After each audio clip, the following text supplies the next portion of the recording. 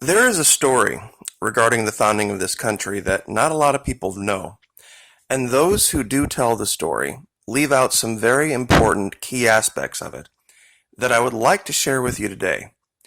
It has to do with the story of St. Augustine. There's also what's been widely reported to be a myth, the story of the Fountain of Youth. Now, it's not the Fountain of Immortality.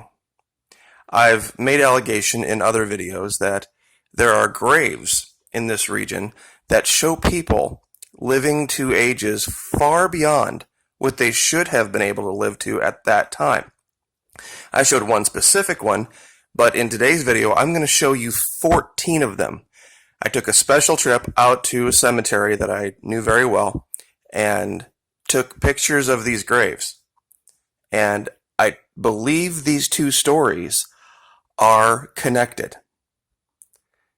Many people are familiar with a man named Ponce de Leon. This is not him. This is Pedro Menendez. Pedro Menendez was the founder of St. Augustine, the oldest continuously inhabited European city in the Americas, predated Jamestown by decades.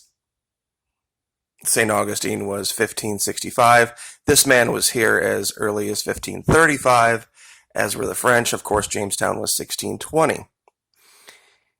Meaning that many of the founders of St. Augustine would have had grandchildren by the time the people in Jamestown arrived.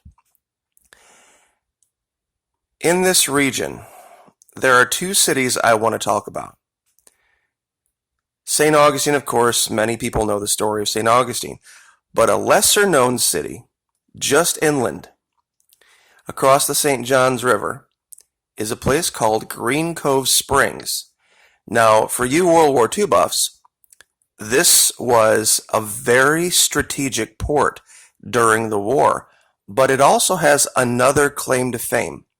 There is a spring in the middle of the park of this tiny city, and that's what this image is here. It's in the foreground. And it's one of these sulfur springs, like you see across Florida and other places in the country. But what they've done here is very unique. The spring comes up, it's at a constant temperature, and they've built a sluice around it, and it feeds the city pool. This is an actual picture. And people have been coming here for hundreds of years to soak in this water because they believe it has healing properties. Now, I can tell you a very personal story from living here. I had all sorts of aches and pains and problems from my time in the military. And of course, being an athlete when I was younger, arthritis just catches up with you. This water fixes it. I kid you not. I have been able to walk away from a lot of pain medications because of the water in this region.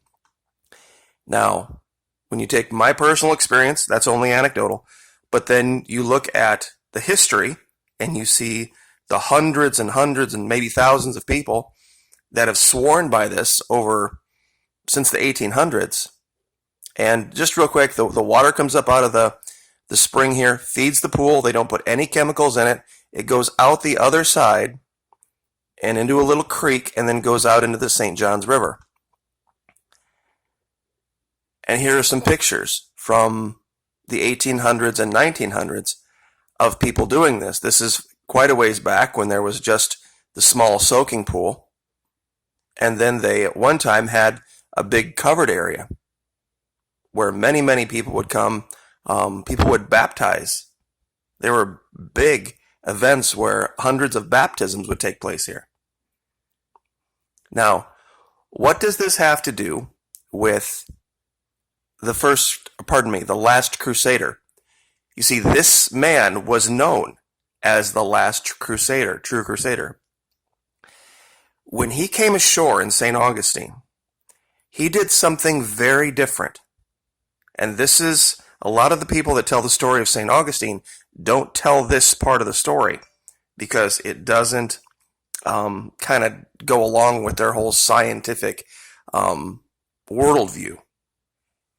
When he came ashore, he proclaimed St. Augustine in the name of Father, Son, and Holy Spirit, the Trinity. And at this time, the church was very different than it is now. Most explorers at that time would plant their flag in the name of the king or the queen, whoever was in charge at the time, whoever had financed them. This man broke with that tradition. This man proclaimed these waters, this area, in the name of God. And ever since that time, there has been this evidence. Now, I want to go through and show you this, to show you these graves. There's 14 of them. This person here is 82 years old, if I've done my math, 24 and 58. Born 1876, died 1958. This one's a little bit harder to read. Martha Long Tyler. This is a graveyard in Green Cove Springs, that little town I told you about. Born 1853, died 1938. I know this is hard to read. So 47 and 38, 85 years old. The average life expectancy at this time was in 40s to 50s, 45 to 50 years old. This man here was born 1832, died 1910. So that would have made him 78 years old. And like I said, to us, not a big deal. But back during this time, these people were living almost twice as long. Now, we're going to go through some soldiers here. Confederate States Army. Napoleon B. Ivy, let's see, 57, 72, died at 72 and was a soldier. This person was, let's see, 58, 86. Charles T. Buford, Company K, 12th Regiment, the Virginia Infantry, Confederate States Army. And I showed a lot of different graves because some of these are really nice stones and some of them are very simple. So it was both rich and poor, serviceman and civilian, man and woman. It's everybody. 1848 to 1926, so 78 years old. Now here's one of the really old ones.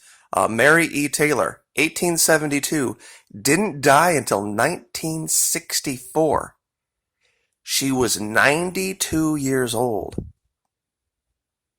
And this person would have been classified as middle-aged before the turn of last century. And she didn't die until the mid-60s. This one is so old they didn't even put the years on it, that they just, the born and the dead, they put the death date, but they didn't put the birth date. 73 years old, died in 1890. Here's a couple, Daniel Fuller Tyler and Sarah Latimer Tyler, 71 and 73 respectively.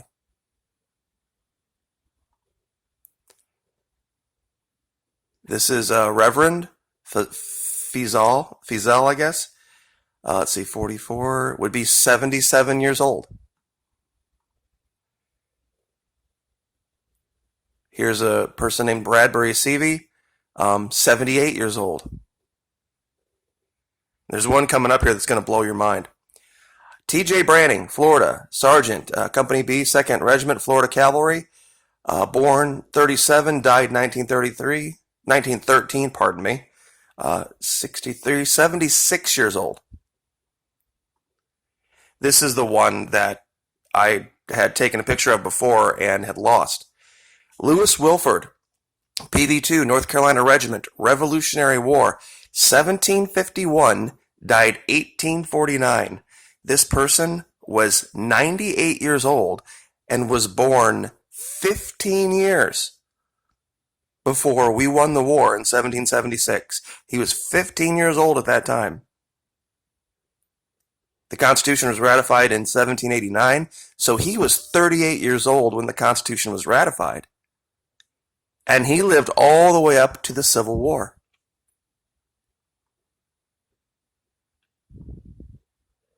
Here's a woman, died in 1905, 86 years old. And I think that's all of them. I think the youngest person we saw was 72, 73, and they went all the way up to 98. One person was 94.